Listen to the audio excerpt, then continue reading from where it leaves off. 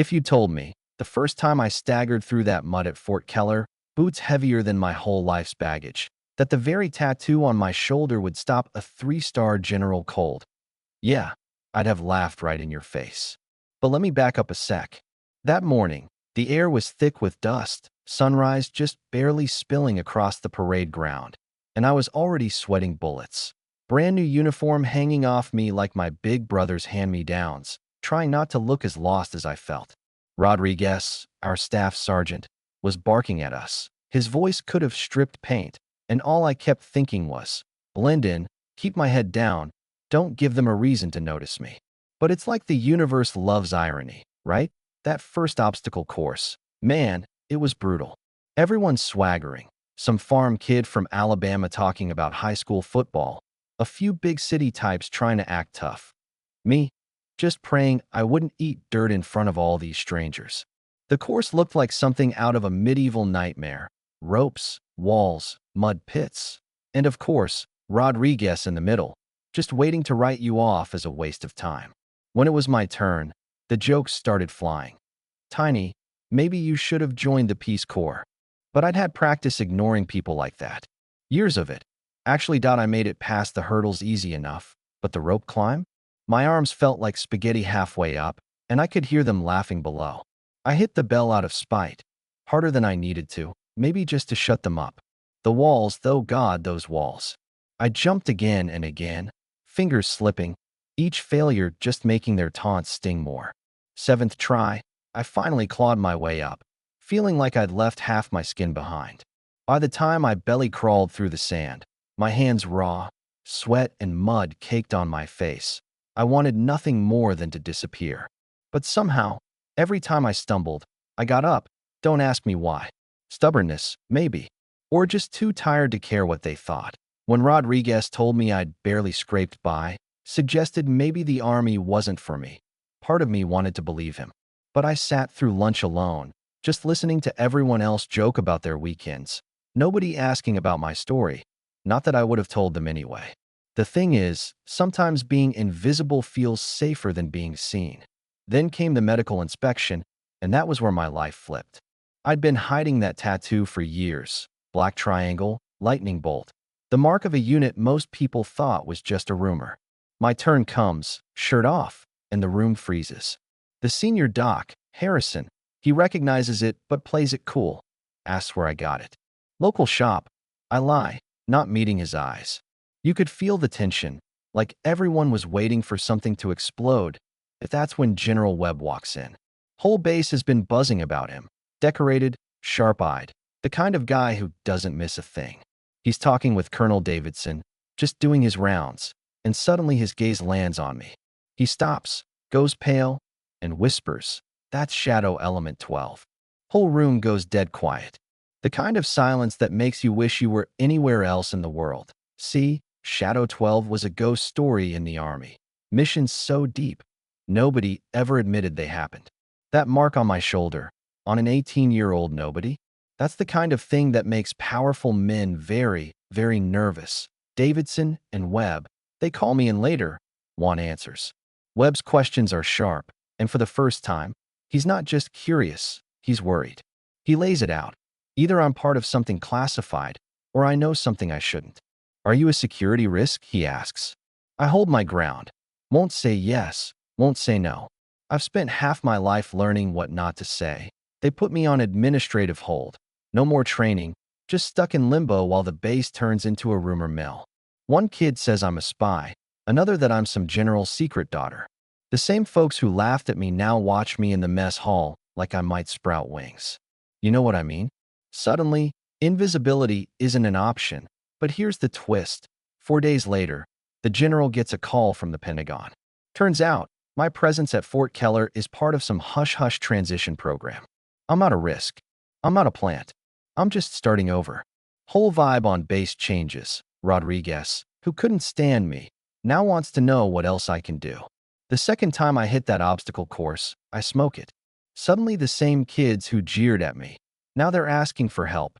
Navigation tips, weapons drills, you name it. I start leading by example, not rank. Never needed a title for that. People always think the big moments are loud.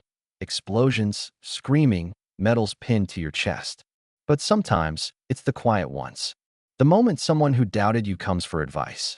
Or when you realize you don't have to hide anymore. At BY graduation, I'm offered everything. Officer school, special ops, regular unit. Davidson tells me I can pick any path I want. I shock him by choosing the infantry, regular soldier, boots on the ground. Maybe it's crazy, but I want to earn it. Not just jump to the top because of what's inked on my skin.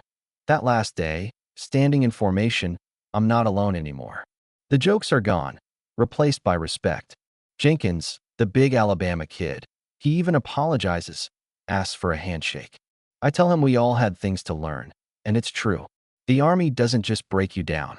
It shows you what you're made of. If you let IT to AS, the bus pulls away, headed for Fort Bragg. I touch the tattoo on my shoulder. No longer a secret, just a part of my story. My journey's not some action movie. No final credits, no neat ending. It's just another chapter, new challenges, new people who'll judge me before they know me. But now I know, what they see at first isn't the whole truth. You get to decide who you become, not where you started. Oh yeah, that's my story, at least the beginning. The real question is, what do you think makes someone worthy of respect? Is it where they come from, what they hide, or how they show up when it matters? Drop your thoughts below.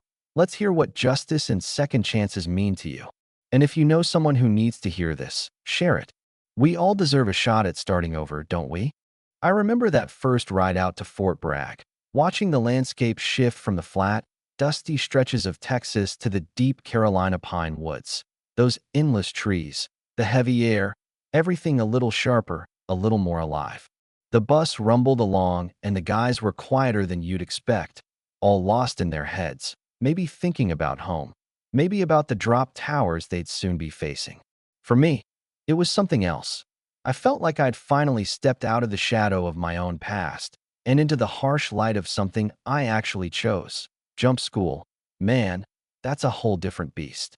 The first morning, instructors lined us up, calling us cherries and promising that the sky would sort us out, one way or another.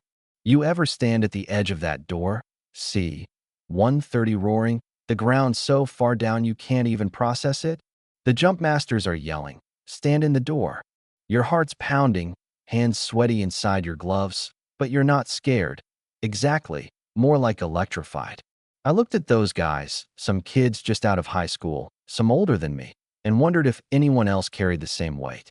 And then I realized, no one's got it easy. Every person on that plane is fighting some invisible thing. My first jump. I swear time slowed down. The blast of wind hit me, my feet left the ramp, and for a split second, I forgot everything. My name, my story, that damn tattoo on my shoulder. The only thing that existed was the roar in my ears and the chute popping open above me, tugging me back to earth. I landed hard, rolled, got a mouthful of sand, but when I stood up, I just laughed. For the first time, I felt weightless. Those weeks blurred by, packed with drills, packing chutes, cleaning weapons, learning the language of the 82nd. All the way, sir. You know, that call-in response that makes you feel like you belong to something bigger than your doubts. There were nights I lay awake in the barracks, listening to rain ping off the tin roof, wondering if anyone around me had guessed who I really was. But most of the time, I didn't care. I'd earned my spot, not because of my past, but because I got up when it counted, did my job, helped the guy next to me when he needed it. Let me tell you about Martinez, a scrawny kid from Miami, couldn't march in step to save his life, but had a heart bigger than this whole country. First week, he sprained his ankle on a night exercise, tried to tough it out. I saw him limping, offered to take some weight from his ruck. He looked at me, surprised, said, "Why are you helping me?" I just shrugged, because someone's gotta. Later, he tells me his old unit back home would have left him behind. That hit me harder than I expected. Sometimes the smallest choices you make. That's what people remember. There was another night, midway through training, when we got called out for a surprise ruck march. Rain coming down in sheets, boots squishing, Rodriguez riding along in a Humvee, flashlights slicing through the dark. Halfway in, one of the bigger guys, Chun, starts wheezing, falling behind.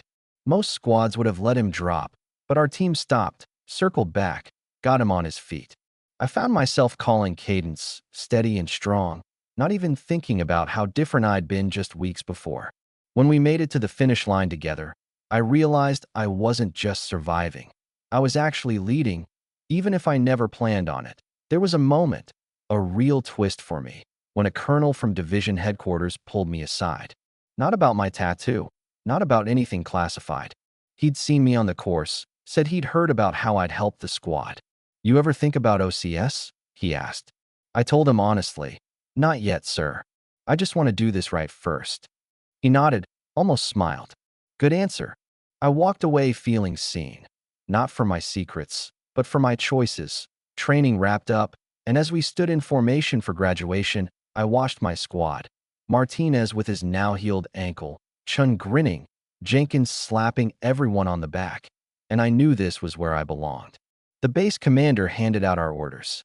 Mine said 2nd Battalion, 505th, real deal. Some of the guys hooted. A couple looked nervous. Me? I felt ready. Not fearless, but ready. But here's the thing. No stories that neat. Word about my past never truly disappeared. Once, late at night, Jenkins asked if I'd really been Special Forces or some kind of spook. I just laughed, told him, "Man, I'm just another soldier trying to get it right, same as you." That seemed to satisfy him, and honestly, it's the truth. People will believe what they want, but what matters is what you show up and do, day after day. I know the future's wide open, full of choices I can't see yet. I might take that officer slot someday. I might go back into the shadows if they call. But right now, I'm proud to stand in line with the rest, get dirty, make mistakes, learn something new. I'm proud to be measured not by what's inked on my shoulder, but by how I show up when someone needs me. So that's where I am. Another chapter, new team, new mission, same lesson. Respect is earned, not given. And starting over, as tough as it is, means you get to write your story in real time. What about you? Ever had to leave your past behind and prove yourself all over again? Drop your story below. Let's hear how you handled it. And if you know someone who's been judged too soon, share this with them. Everybody deserves a chance to stand in the door, to take that jump, to see who they become on the way down. Yeah, that's the whole truth. And tomorrow? Tomorrow's just another drop.